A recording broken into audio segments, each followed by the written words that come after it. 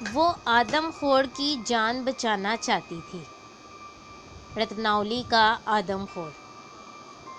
رتناولی میں دو بڑی بستیاں شیلانگی اور بلوڑ ہیں۔ اس زمانے میں یہ دونوں بستیاں ایک دوسرے سے تقریباً 14 میل کے فاصلے پر واقع تھیں۔ رتناولی کے پہاڑیوں کی مشرقی ڈھلوان پر چائے کے بڑے بڑے باغات تھے۔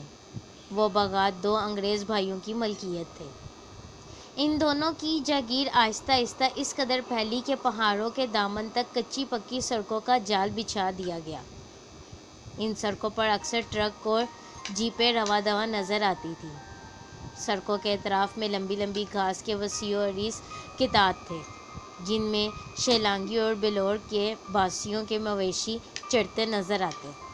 محاورتاً نہیں بلکہ حقیقتاً وہ خطہ جنت عارضی کا نمونہ پیش کرتا تھا۔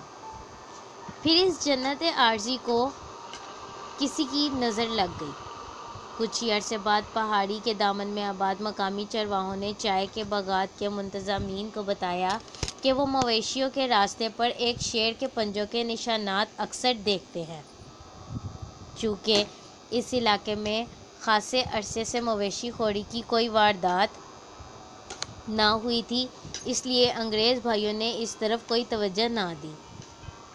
باغات سے ملحق ان کا اپنا خاصا بڑا ڈیری فارم تھا۔ ایک رات فارم میں سے ایک گائے غائب پائی گئی۔ تلاش بسیار کے بعد اس کی آدھ کھائی لاش قریبی کھیتوں میں پڑی ملی۔ اب دونوں انگریز بھائیوں کا ماتھا ٹنکا اور انہوں نے نہ صرف فارم کے ارد گرد مضبوط باڑ بنوائی بلکہ پہرا بھی سخت کر دیا۔ یوں ڈیری فارم کے مویشی تو محفوظ ہو گئے، مگر مقامی آبادی پر نازل ہو گیا اور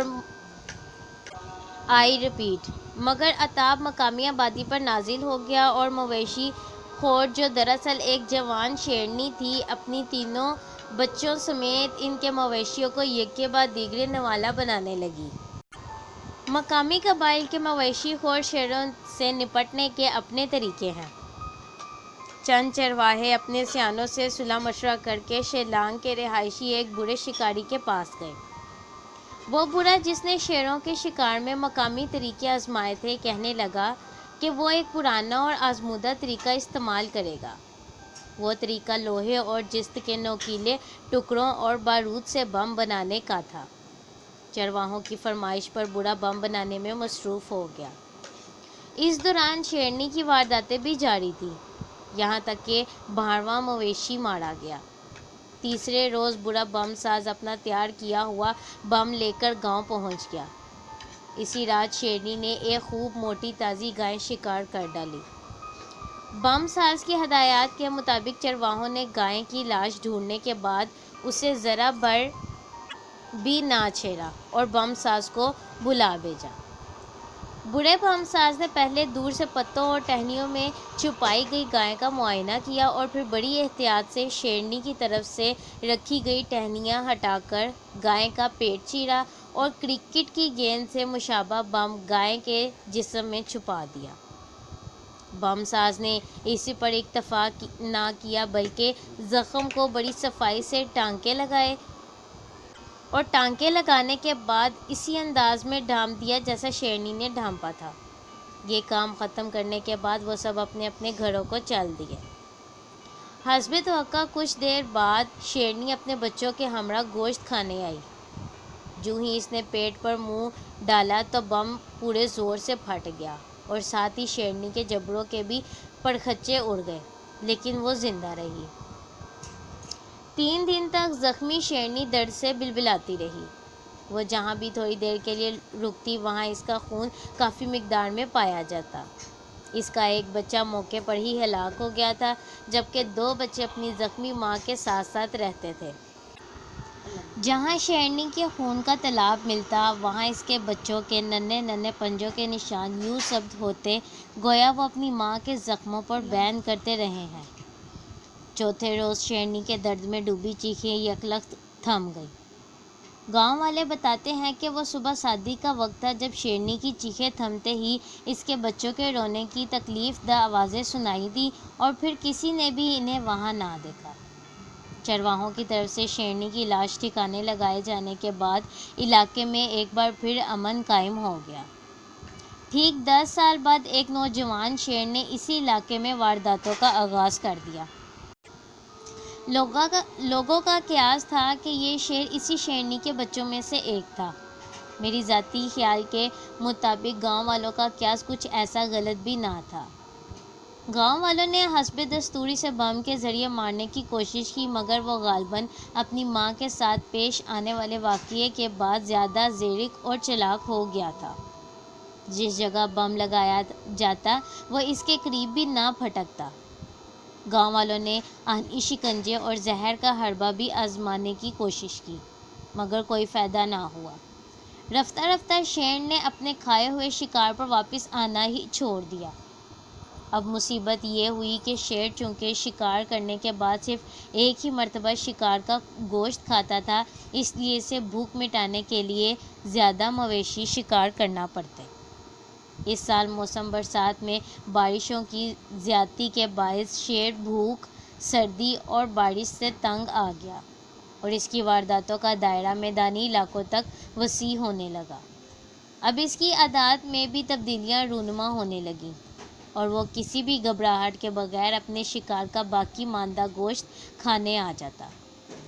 انہی دنوں اس نے 15 میل دور واقع ایک گاؤں کے نمبردار کا خاصا قیمتی بیل شکار کر ڈالا۔ نمبردار کو اپنے بیل سے بڑی محبت تھی۔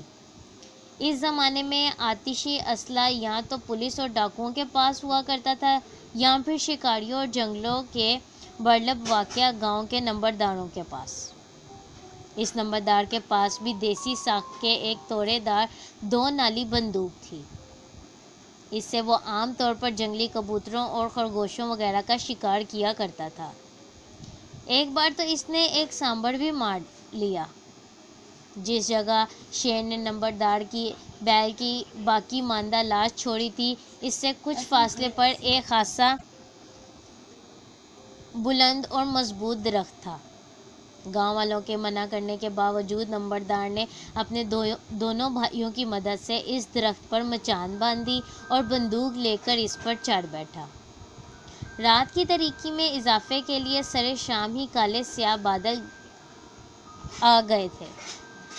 تھوڑی دیر میں بارش بھی ہونے لگی۔ اس دوران نمبردار نے صرف آواز کی مدد سے محسوس کیا کہ شیر اپنا باقی ماندہ شکار کھانے آ گیا ہے۔ اس نے اندھیرے میں اندازہ لگا کر نشانہ باندھا اور دونوں نالی شیر کی جانب خالی کر دیں۔ دھماکوں کی آواز گونجتے ہی شیر بھی بلند آواز میں دھاڑتا ہوا وہاں سے فرار ہو گیا۔ اگلی صبح گاؤں والوں نے نمبردار کو مچان سے اتارا، مگر شیر کی لاش کا دور دور تک نام و نشان نہ تھا۔ بارش نے خون اور پنجوں کے نشانات بھی دھو ڈالے تھے۔ اگلے 10 ہفتوں میں شیر نے کوئی شکار نہ کیا، بس کبھی کبھی اس کے درد میں ڈوبی گراہٹیں پہاڑوں کی طرف سے گونجتی سنائی دیتی۔ اس مدت کے بعد ایک عورت پہاڑ پر گھاس کاٹنے گئی مگر واپس نہ لوٹی۔ گاؤں والے اس کی تلاش میں نکلے۔ ایک پہاڑی کے دامن میں پہنچے تو عورت کی درانتی اور گھاس کا گھٹا پڑے ملے، یعنی وہاں عورت کا کوئی سراغ نہ مل سکا سوائے ان چند چیزوں کے۔ چند ہفتوں بعد پہاڑی درے سے گزرنے والے ایک قافلے کو وہاں کسی عورت کے لباس کی دھجیاں اور ہڈیاں ملی۔ دراصل یہ رتناولی کے آدم خور کا پہلا انسانی شکار تھا۔ دارجلنگ میں میرا اپنا چائے کا باغ تھا اور میں خاصی پرسکون زندگی بسر کر رہا تھا۔ ورثے میں ملنے والی وسیع و عریض جائیداد کے باعث میرے ذمے کوئی خاص کام نہ تھا سوائے جائیداد کی دیکھ بھال کے۔ میں نے لڑکپن اور جوانی کے ایام اسی طرح گزارے جیسے عام طور پر امراء کے بچوں کا دستور ہے۔ طبیعت میں مہم جوئی کا عنصر شروع ہی سے بدرجہ اتم موجود تھا اور شاید اسی وجہ سے میری توجہ سیر و شکار کی جانب مبذول ہو گئی۔ 32 سال کی عمر تک میں نے 20 شیر اور چیتے مار ڈالے، جن میں سے 8 آدم خور تھے۔ جب مجھے رتناولی کے آدم خور کی ہلاکت آفرینیوں کی خبر ملی تب میں فوراً ضروری ساز و سامان سے لیس ہو کر رتناولی کے آرام گھر میں پہنچ گیا۔ وہاں میں سرکار کا مہمان تھا۔ بہت جلد میری آمد کی اطلاع دور دور تک پہنچ گئی اور وہ سب لوگ مجھ سے ملنے کے لیے آنے لگے جن کا شیر نے کسی بھی قسم کا نقصان کیا تھا۔ ان سے ملنے والی معلومات کی روشنی میں نے اپنا لائحہ عمل ترتیب دیا اور جوں ہی مجھے چرواہے کی موت کی خبر ملی میں نے مچان باندھ کر آدم خور کا انتظار کیا، مگر بدقسمتی سے اسے شکار نہ کر سکا۔